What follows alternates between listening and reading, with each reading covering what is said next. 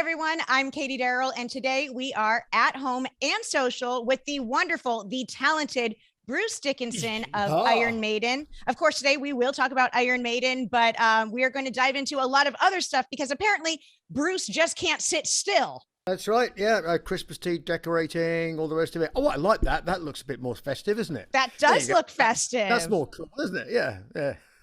Feel like that. Now, is that a real tree or is it just staged for the interview? Like, do you celebrate around that thing? Well, no, that's like the little one. But we're actually. I was actually supposed to be going to France to my partner's parents, but that has unfortunately been kicked into the long grass by the oh my god, or the Omicron, or whatever it's called. But yeah, so I'm just pottering around as you do, waiting to get to the USA at the beginning of January and start this tour of mine. Because I've been doing it over here, and I've been doing it in Australia and New Zealand, and I even did it in Russia, believe it or not, in St. Petersburg and Moscow. The best part about it is you keep saying you're doing it, but no one knows what it is. It is an evening with Bruce Dickinson. This is a spoken word tour that you're Yeah. doing. It is a tour. It is a tour. It's about 35 shows or something in the USA and Canada. And basically, I've been developing this tour. It came out of I did a book, autobiography, a few years back. What does this button do? And the publishers went, oh well, go and read some bits for the book in a theatre. I went, well, that sounds a bit dull. I'm sure we could do better than that in terms of an evening's entertainment. Because if there's a stage, I want to entertain people. And so I started kind of riffing around the book stories, and then also got some questions from the audience, it actually goes back to there's a guy called Quentin Crisp. He did there's a movie called The Naked Civil Servant years ago. And Quentin Crisp was a very early LGBTQ activist. When I was a student at university, he did a one-man show. My girlfriend said, you've got to go see this guy. He's really funny. And he was super witty. And at the end of it, he did this thing with cue cards with the questions from the audience and basically arranged them into like an improv script. I went, that's really clever. So effectively, part two of the show is that. Part one is the story of how a spotty, short kid from a town in the middle of nowhere that you've never heard of ends up being a singer in one of the world's biggest rock bands of all time and gets to wear the world's most ridiculous trousers. All right. So, what I'd really like to get into, obviously, we'll talk about some Iron Maiden stuff because we can't deny that. But you have, No, we're not Iron Maiden deniers. Absolutely not. it does exist. I want to talk about the fencing, international fencing. This is a skill set that you have developed and apparently are fantastic at. And you're going to be talking about this while you're on stage. Tell me about your sword fighting skills. Well, they are always could get better. Shall we put it that way? But no, I wasn't. When people say I was a world class fencer, I was back in the day when I was competing internationally. I was, I was kind of sort of like somewhere in the middle. So it was like being a pro tennis player, but you're not in the top 10 in the world. You're not even the top 50 in the world, but you're not bad because, you'd be lurking somewhere around about 400 or something, I don't know. But so that's it. It's a sport I loved. I mean, I did it from an early age. I wanted to be a boxer because I wanted to fight people because I'm short, and short Right, people yeah. have a problem. I mean, look at all the world's short people. I mean, Napoleon, look, case in point, if he'd been a boxer, he'd have been all right. But no, instead he has to go and conquer the world and blah, blah, blah, blah. So I thought, being a boxer would be a healthy way of getting rid of all this. But they didn't do boxing at my school or any form of martial art. But by accident, one of the workshops teachers that were taught silversmithing and metalwork and all the rest of it, he turned up one day with Excalibur, full-on two-handed sword, and we went, whoa, sir, that's really cool. He went, yeah, I can show you how to make one of these, and I could show you how to use it. We went, what do you mean? Like Errol Flynn, like sword fighting, like, and he went, yeah, I'm an amateur fencing coach. So we all a bunch of us all signed up. But anyway, it was the one sport that I ended up being quite good at. So obviously I carried on with it. And I'm really glad I did. I mean, I'm still competing now. I mean, I'm now competing at the veteran level. In fact, they keep trying to rename it. They're thinking, could we call it the Masters? That sounds a bit more grand. It's just like, no, you win because everybody else dies first. You know what I mean? At least they're not calling it the senior tour. I mean, come on. Oh no! Having a senior moment. Yeah. What was the score again? I forget. You know what I mean? Oh my goodness. And then obviously you're a pilot. And you even flew Ed Force One, right? Yeah, I people don't really know this, or maybe they do, I don't know, but I actually moonlighted as a full-time airline pilot for 17 years whilst I was in Iron Maiden. Why? You didn't need the cash, Bruce. Why? Well, I wasn't going to turn it down. That was the point. No, I did it, and I started on that road, you know, when I was doing my solo stuff and everything. And I thought, you know, I may need something to supplement my income because, you know, I thought, well, you know, this is great doing this stuff, but I'm not sure it's, you know, it's going to be anything like as stratospheric as the Iron Maiden stuff, even though it was very good. You know, people have, you know, limitations on it. But so I started there, and then I got offered a job. I couldn't believe it. I was putting like CVs, you know, like formerly long-haired person seeks job, flying anything, delivering newspapers, washing the windshield, you know, just anything. And because I wanted to fly a jet, because I qualified as a flight instructor and I was flight instructing people and this sort of stuff. But I wanted to fly a jet, and not being John Travolta, I couldn't afford to go and buy my own. Sure. So I thought, if I'm going to fly a jet, I need to get a job. Anyway, long story short, I ended up getting a job, and my first few flights were with British Airways, who did my initial training, and then I joined an airline, British World Airlines. They went bust after 9/11. Funnily enough, I was in 9/11 in New York, and I got back home finally after about a week, and then the airline that I'd been with for 6 months went bust. I was with another airline, Australis, for nearly 10 years after that. As a full-time first officer, and then as a captain, 757, 737. And that airline was the one that we rented the airplanes off for the first three Ed Force One tours. Sure.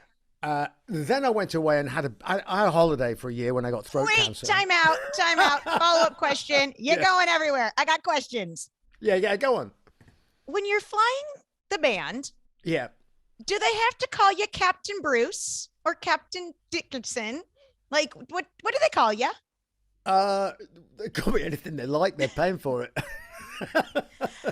But truly, like, do you put on the captain persona? It's like, okay, I'm flying now, and like, you gotta like, I'm not, there's not confetti and cannons and fire around me. I'm being serious, and now I'm Captain Bruce.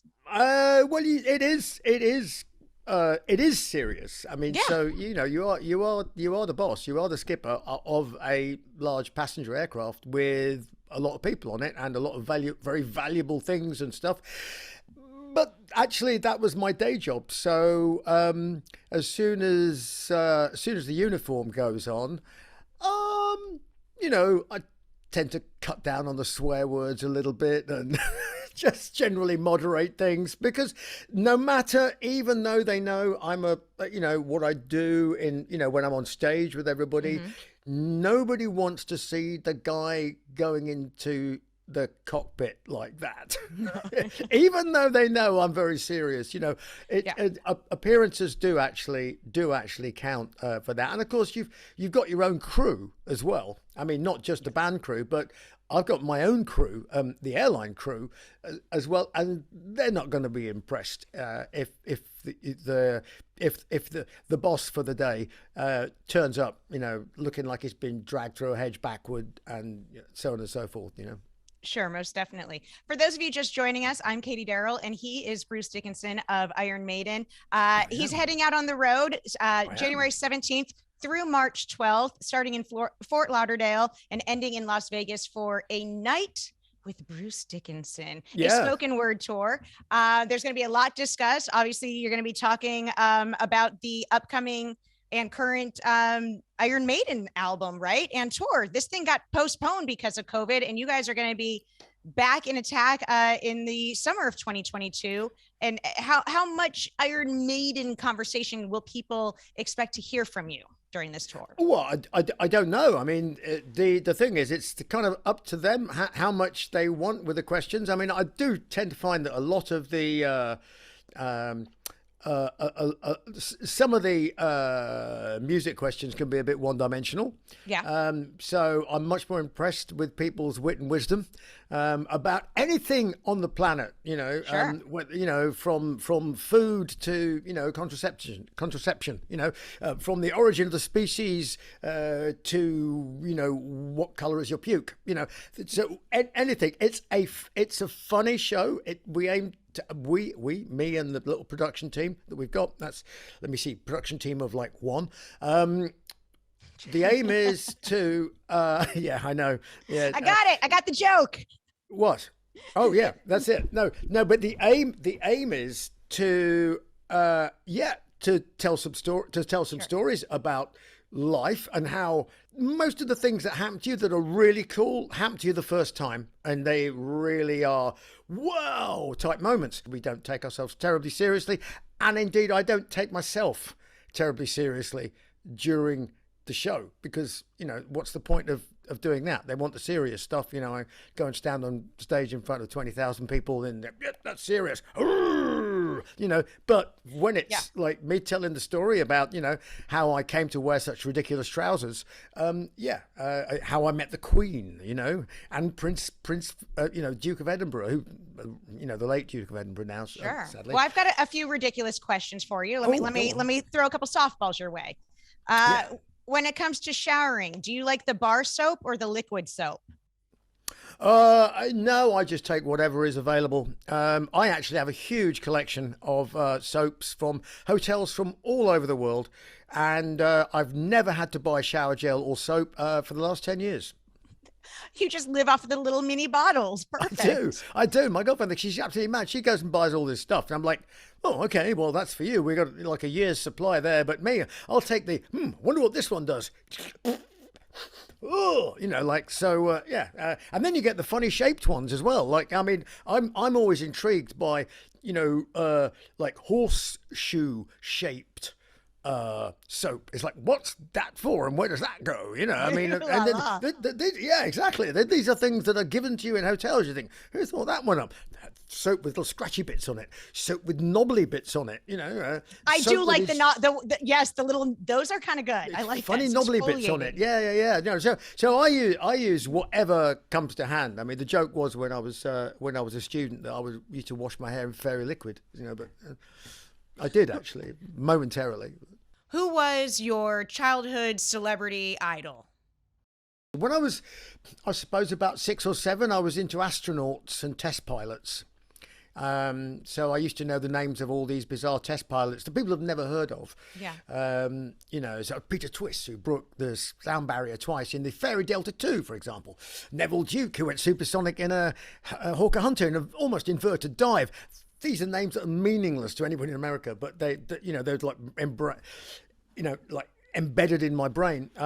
And astronauts, and then I got into music. So then it was, all the guys into like Deep Purple and stuff like that. Yeah. Is there a recipe you know by heart that you love to cook for others? A recipe that I know by heart that I know to cook for others. Well, I have to say I am a bit of a demon at porridge. I really, I mean, I'm. It's not too complicated though. It's very subtle. It's very subtle, you see. Okay. I mean, and I make a few additions to it as well. So I put a few little powders and potions in there. So I actually use first of all, you've got to get the flakes right to begin with. So it's got to be fully organic, not milled, actually the whole darn thing. Per portion, I can't be bothered with all this weights and measures. Just take your hand. Just take a big hand, big scoop. That's about the size of your belly. That's about the size of what goes in the pot. Full fat, organic, whole milk. None of this soya crap, right? So all of that goes in. Pinch of salt, then I add some chia seeds. That's for, kind of like, the glamping generation, and then like the Coachella mob, and then I put in some ground almond powder as well, which gives it a nice creamy sort of texture. And then you just bring it to the boil, stirring it so it doesn't stick to the bottom of the pan, and then just leave it to sit. And then depending on how creamy you want it to be, you can add a bit more milk and just heat it up again, and I like it really thick. And then I have 3 types of honey with it, so I've got a spoon of Manuka honey, and I've got my local honey from Richmond Park, and then I just get another couple of clover honey. I've got some eucalyptus honey at the moment, which is lovely, from Spain. So, obviously in America, I don't know what I'll be doing.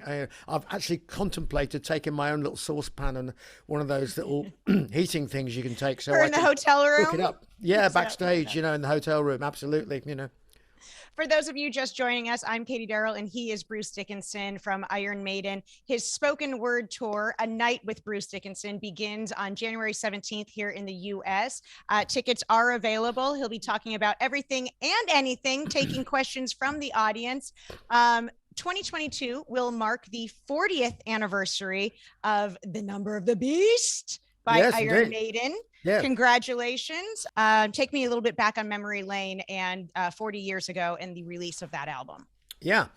Well, first of all, the book of Revelations is one of the most interesting books of the Bible. And of course, Number of the Beast, 666, is what it's all about. I actually recommend that what you should do, I just started a podcast with the University of Oxford psychology professor who's an expert in psychopaths. And so the first episode we did, the podcast is called Psycho Schizo Espresso. Okay. And it's free. The first episode we did was What is the Real Meaning of 666? With a professor of eschatology from the University of Austin, Texas. And it's a really cool one. And all I can tell you is that the meaning of 666 appears to be Nero Caesar. Which is nothing whatsoever to do with the album Number of the Beast. But it's in some ways more interesting.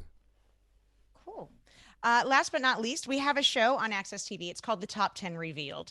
And each week we rank different lists. And we have a list coming up. It's called The Top 10 Running Songs. These are songs with running in the title, or run. No big surprise. Run to the Hills by Iron Maiden has made this list. Dee Snider has cited it as his favorite song using the word running. Nita Strauss, guitarist, has said that it's one of her favorites as well. Okay. You can't pick your own song. I would like you to tell me if there are any songs that use the word run or running that fall into your favorites for this list. Some examples: Running with the Devil. Yep. Running on Empty. Yep. Running Free. Yeah. But you haven't got Running Free in there. Quite a good song actually to run to. Right? So not a bad song to run to, that. Let me see. What else have we got? There's an obscure English folk rock band called Lindisfarne. Did a nice little tune called Run for Home. Yes, I can't think of any more at the moment, but that's a couple for you. You've probably got all the other ones, I imagine. We've got a ton of them. Band on the Run. Band on the Run. Paul McCartney. There you go. That's a good one. Song. Yeah. Well, Bruce, thank you so much for taking the time to talk with Access TV. We look forward to the spoken word tour. Again, everyone, tickets are available. It starts January 17th in Fort Lauderdale, but Bruce will be on the road through March, ending in Las Vegas. Yes. Which is always a good time, Bruce. Where Hopefully the we see you out sun will there. be shining, which it will not be in February in Minneapolis. I confidently predict. All right, Bruce. What? Thank you so much. Have fun out on the road and stay safe. Always do and always try to. All right. Thank you very much. Hey there. Thanks for watching Access TV. Subscribe, follow, like, and do all the good stuff. And make sure you leave a comment below. I don't know. Just let us know what your favorite Access TV show is, or who your favorite bands are, and what artists you're into, or just say hi, man. I like to be told hi. We love hearing from you. That's the point, all right? Keep it coming.